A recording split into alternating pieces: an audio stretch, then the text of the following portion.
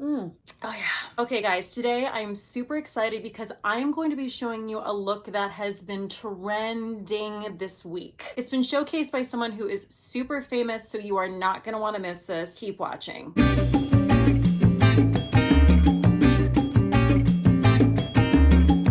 So I'm going to go ahead and put a picture up on the screen for reference so you really know what we're aiming for.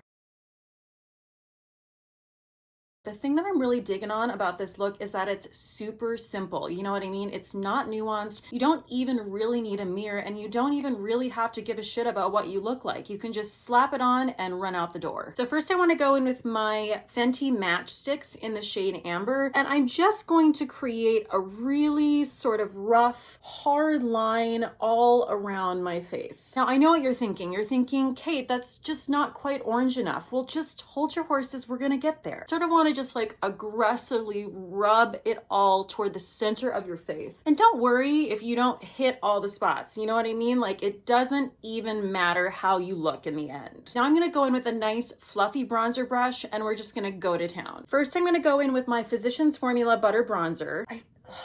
I feel like this brush is almost blending this out too well. We don't want it too blended. The other thing you want to do is go all the way down your neck. I'm liking where this is headed, but I feel like I need to go in with something else that's a little bit more like a Cheeto dust situation. So I'm going to go in with an eyeshadow. I'm going to go in with this shade right here. I feel like it's a really nice balance between sort of a brown and an orange. You want to make sure that you really build that wall between your bronzer and your natural skin tone. You want a really specific hard line there. Oh, this is actually the perfect shade. This is great. I don't know why, but I'm really enjoying the sight of this right now. Oh yeah.